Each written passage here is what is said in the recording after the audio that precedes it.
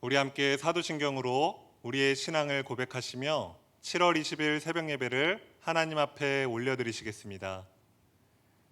전능하사 천지를 만드신 하나님 아버지를 내가 믿사오며 그 외아들 우리 주 예수 그리스도를 믿사오니 이는 성령으로 잉태하사 동정녀 마리아에게 나시고 본디오 빌라도에게 고난을 받으사 십자가에 못 박혀 죽으시고 장사한 지 사흘 만에 죽은 자 가운데에서 다시 살아나시며 하늘에 오르사 전능하신 하나님 우편에 앉아 계시다가 저리로서 산 자와 죽은 자를 심판하러 오시리라. 성령을 믿사오며 거룩한 공회와 성도가 서로 교통하는 것과 죄를 사하여 주시는 것과 몸이 다시 사는 것과 영원히 사는 것을 믿사옵나이다. 아멘. 오늘 본문 말씀은 이사야 44장 24절에서 28절까지 말씀입니다. 이사야 44장 24절에서 28절까지 말씀입니다. 제가 가진 성경으로 구약 성경 1023쪽에 있습니다. 우리 다 찾으셨으면 함께 읽도록 하겠습니다. 내 구속자요, 모태에서 너를 지은 나 여호와가 이같이 말하노라. 나는 만물을 지은 여호와라.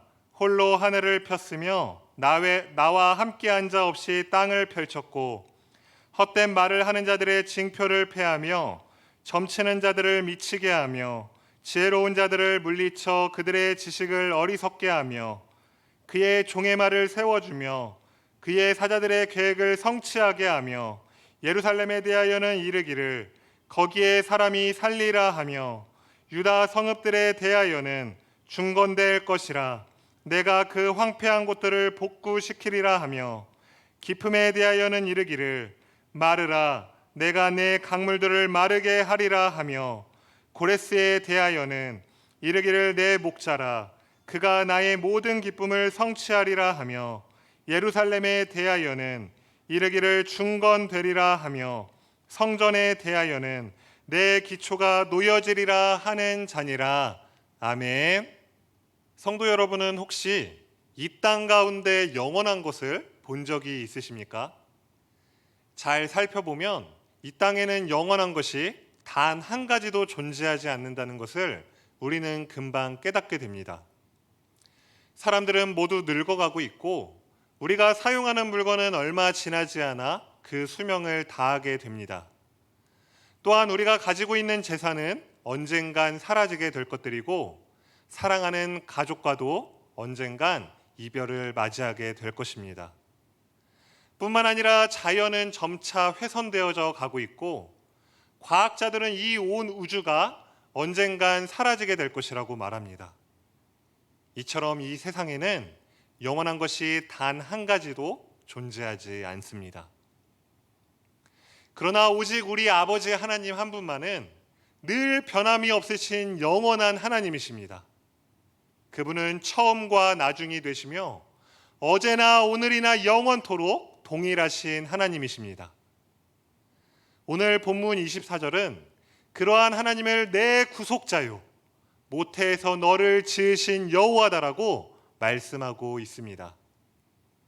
즉 하나님은 우리가 태어나기도 전인 모태에서부터 우리와 함께 하셨고 지금도 여전히 구원의 역사 가운데 함께하고 계시며 우리가 주의 품에 안기는 그날까지 영원히 함께 하시는 하나님이라는 사실입니다. 오늘 설교를 통해서 이 영원하신 하나님을 만나는 귀한 시간이 되시기를 주님의 이름으로 간절히 소망합니다. 하나님께서는 먼저 우리를 위해 과거에 어떠한 일을 하셨는지 오늘 본문을 통해 말씀하십니다. 24절에 보시면 나는 만물을 지은 여호와라. 홀로 하늘을 폈으며 나와 함께한 자 없이 땅을 펼쳤고라고 말씀하고 계십니다. 과거에 영원하신 하나님은 우리를 위하여 천지 만물을 창조하셨습니다. 우리 성도 여러분은 이 사실이 감동이 되십니까? 우리는 누군가가 우리를 위하여 선물을 준비했다는 소식을 들으면 매우 감동하곤 합니다. 그런데 만약 하나님께서 우리를 위하여 천지 만물을 창조하셨다는 소식을 듣고 감격하지 않는다면 그것은 매우 이상한 일이 아니겠습니까? 우리는 하나님께서 우리를 위하여 천지 만물을 창조하신 사실을 떠올릴 때마다 감격하며 또 기쁨과 감사함으로 주님께 영광을 돌려야 합니다. 그리고 이 말씀에서 하나님은 우리에게 한 가지를 더 강조하고 있습니다. 그것은 바로 홀로 하늘을 폈으며 함께한 자 없이 땅을 펼쳤다는 것입니다. 이것은 하나님께서 자신의 유일성을 강조하고 계신 것입니다. 왜 하나님께서는 이토록 우리에게 하나님의 유일성을 강조하고 계신 걸까요? 바벨론의 포로로 끌려온 이스라엘 백성은 이 절망적인 상황이 쉽게 끝날 것처럼 보이지 않자 점점 하나님께로부터 눈을 돌려 세상의 것들을 바라보기 시작했습니다. 바벨론의 우상들을 의지하기 시작하였고 또 자신의 생명을 보존하기 위해서 이 세상의 방법들을 찾기 시작했습니다. 그들의 이러한 행동은 유일한 하나님을 망각한 것으로부터 나타나는 현상이었습니다. 위기 속에서 생명의 위협을 느끼자 유일하신 하나님을 버리고 인간적인 방법을 따랐던 것입니다. 이러한 인간의 어리석은 성품을 너무나 잘 알고 계신 하나님은 그들이 기억할 수 있도록 계속적으로 하나님의 유일성을 강조하신 것입니다. 오직 하나님만이 천지 만물을 창조하신 유일한 창조주 하나님이심을 기억할 때만 그들이 다시 하나님께로 돌아올 수 있기 때문입니다. 이것은 우리 또한 마찬가지입니다. 우리는 여러 바쁘다는 이유로 혹은 삶이 녹록치 않다는 핑계로 창조주 하나님을 잊고 떠나 살 때가 참 많습니다. 뿐만 아니라 삶의 위기가 찾아오거나 또 생계의 위협을 느끼면 창조주 하나님을 따르기보다 세상의 방법과 또 인간적인 경험을 의지할 때가 참 많습니다. 그러나 우리의 이러한 태도는 창조주 하나님을 인정하지 않는 것과 같습니다. 진실로 우리가 하나님이 우리를 모태에서부터 지으셨고 또 천지 만물을 창조하신 유일한 하나님이심을 믿는다면 비록 우리의 삶이 녹록치 못하고 또 절망 가운데 있을수록 더욱 하나님을 찾아야 마땅할 것입니다. 에덴 동산에서 아담과 하와는 뱀의 속임수로 인하여 절체절명의 위기 가운데 처했을 때 자신들의 의지와 판단이 아니라 유일한 창조주 하나님을 기억했어야만 했습니다. 그러나 그들은 자신들의 뜻대로 행하였고 그로 인하여 온 인류는 죄의 종이 되어버리는 최악의 결과를 맞이하게 됐습니다. 만약 아담과 하와가 유혹을 받던 순간에 창조주 하나님을 기억하고 유일하신 하나님만을 더욱 의지했다면 이 인류는 이처럼 고통과 절망 가운데 처하지 않았을 것입니다. 그러나 우리가 기억해야 할 것은 하나님은 과거에만 역사하시는 분이 아니라는 사실입니다. 우리 영원하신 하나님은 이 현재에도 역사하고 계시며 또 우리를 위해 구속사역을 여전히 이루어가고 계십니다. 오늘 본문 25절에서 하나님은 이렇게 말씀하십니다. 헛된 말을 하는 자들의 징표를 폐하며 점치는 자들을 미치게 하며 지혜로운 자들을 물리쳐 그들의 지식을 어리석게 하며라고 말씀합니다. 그 당시 바벨론은 신탁과 점으로 매우 유명한 나라였습니다. 수많은 신탁 제사장들과 또 점치는 점쟁이들이 있었고 그들은 마치 자신들이 장래의 일을 다 아는 것처럼 예언하고 점을 쳤습니다. 바벨론 문헌을 통해서 그들의 예언을 살펴보면 거기에는 그 나라가 곧 멸망할 것이라고 예언한 말은 단 한마디도 없었다고 합니다. 그곳에는 한결같이 희망의 메시지들 뿐이었습니다. 그러나 그들의 예언과는 다르게 바벨론은 페르시아의 고레스 왕에 의하여 멸망을 당하고 말았습니다. 이와 같이 25절 말씀은 우리 하나님께서 그들의 헛된 예언과 징표를 모두 패하시는 분이며 또 점치는 자들을 미치게 하시며 지혜로운 자들의 지식을 어리석게 하는 분이심을 우리에게 분명하게 가르쳐주고 있는 것입니다. 아무리 세상의 기술이 발전하고 또 아무리 세상의 지식이 풍부할지라도 그것들이 결코 우리의 장래를 다 알지는 못합니다. 우리의 지나온 모든 과거를 아시고 또 앞으로 우리의 모든 장래를 아시는 하나님은 오직 창조주 하나님 한 분뿐이십니다. 그리고 이어서 26절에는 이렇게 말씀하십니다. 그의 종의 말을 세워주며 그의 사자들의 계획을 성취하게 하며 라고 말입니다. 하나님께서는 거짓 예언과 신탁이 난무했던 그 바벨론 속에서 여전히 하나님의 사람들을 통해 자신의 구원 계획을 이루어가고 계셨던 것입니다. 때로 우리는 세상의 화려함 속에 우리의 눈이 멀어 하나님의 일하심의 역사를 놓치곤 합니다. 또 자신의 처한 고난과 역경이 너무 크게 느껴져서 하나님의 존재를 의심할 때도 있습니다. 그러나 우리는 세상의 화려함 때문에 혹은 우리의 절망 때문에 영원하신 하나님을 잊어서는 결코 안 됩니다. 우리 영원하신 하나님은 과거와 변함없이 현재에도 여전히 우리 가운데 역사하시며 우리를 위하여 지금도 그분의 계획을 성취해 가고 계십니다. 단지 우리가 보지 못할 뿐인 것입니다.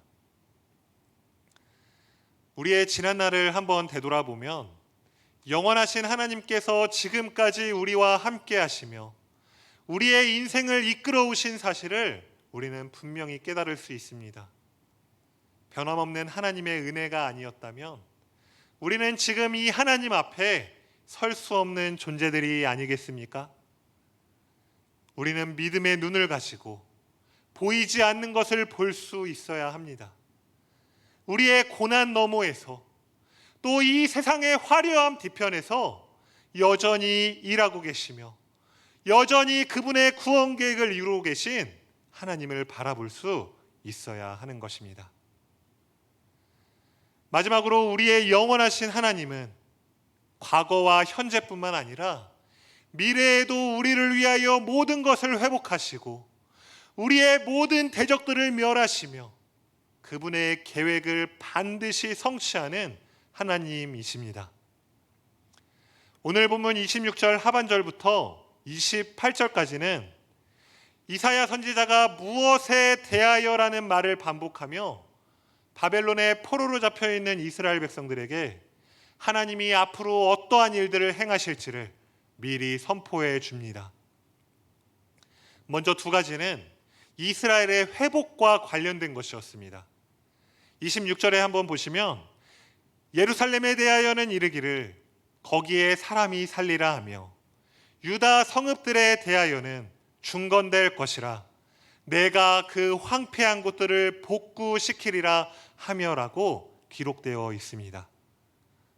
하나님께서는 먼저 예루살렘 성전과 또 그들의 성읍을 다시 재건하심으로 이 황폐한 땅을 복구하시고 그들로 하여금 그곳에 다시 정착하게 하실 것입니다. 그리고 세 번째는 바벨론 심판과 관련된 약속입니다. 이어서 27절에 이렇게 기록되어 있습니다. 기품에 대하여는 이르기를 마르라 내가 내 강물들을 마르게 하리라 하며, 여기서 이 기품은 깊은 물을 상징합니다.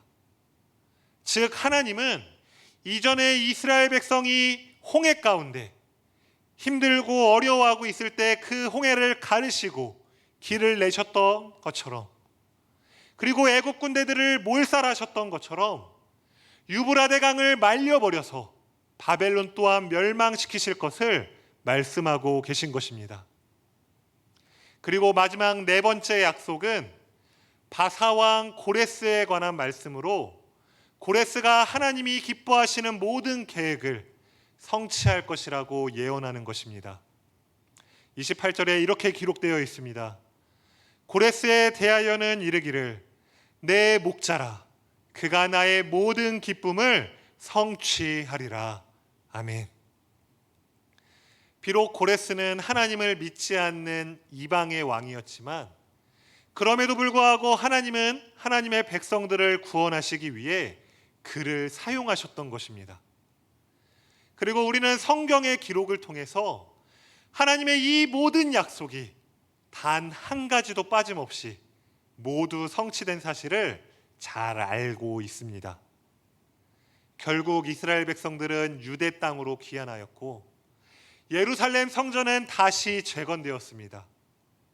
그리고 그토록 강력했던 바벨론도 바사왕 고레스 왕에 의하여 여전히 완전히 멸망당하고 말았습니다.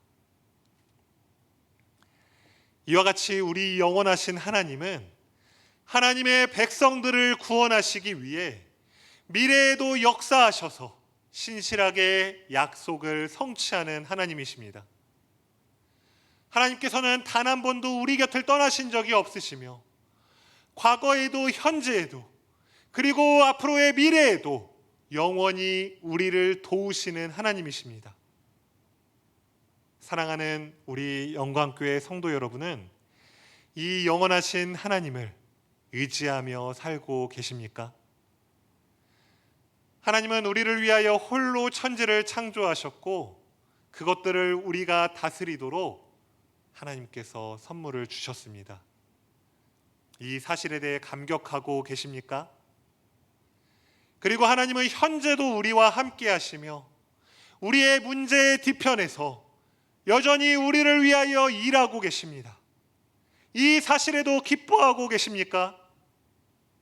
그리고 영원하신 하나님은 우리가 예측할 수 없는 방법들을 통하여 세상의 대적들을 완전히 멸하여 주실 것이고 우리를 완전히 회복시켜 주실 것입니다.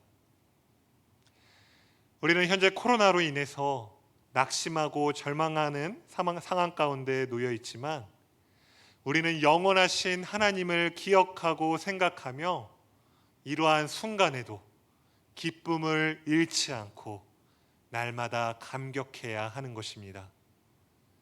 왜냐하면 하나님은 과거에도 그리고 현재에도 그리고 미래에도 여전히 우리를 위하여 일하고 계시며 항상 우리를 도우시기 위해 함께하고 계시기 때문입니다.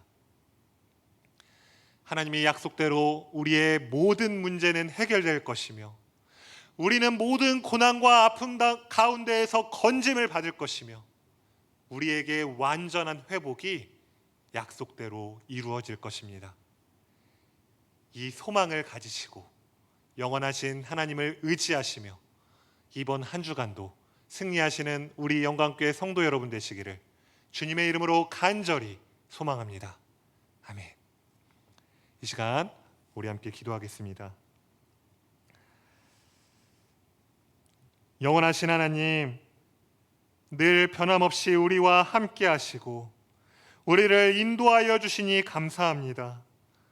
오늘 말씀을 통하여 하나님은 과거에도 현재에도 그리고 미래에도 늘 우리를 위하여 역사하시며 모든 약속을 이루어 주시는 하나님이심을 깨닫게 되었습니다. 아무것도 아닌 우리를 위하여 이 모든 것들을 허락하시니 감사합니다. 우리가 이 사실을 기억하면서 어떠한 상황 속에서도 구원의 감격을 잃지 않게 하여 주시고 날마다 기쁨과 감사함으로 살아갈 수 있도록 주님 우리를 인도하여 주시옵소서.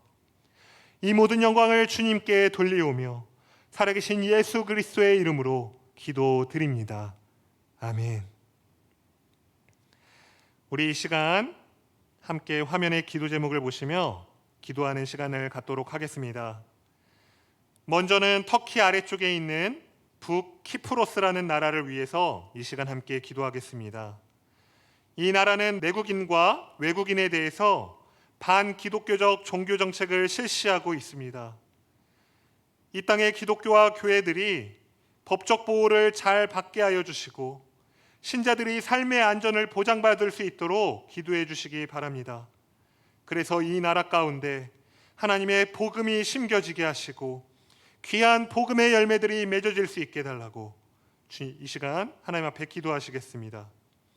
두 번째는 한국교회를 위해서 함께 기도하겠습니다. 코로나 거리두기 4단계로 인하여 한국교회가 많은 피해를 받고 있습니다. 특별히 교육부서들이 여름 행사를 계획대로 진행하지 못함에 따라 많은 피해와 어려움들을 겪고 있습니다.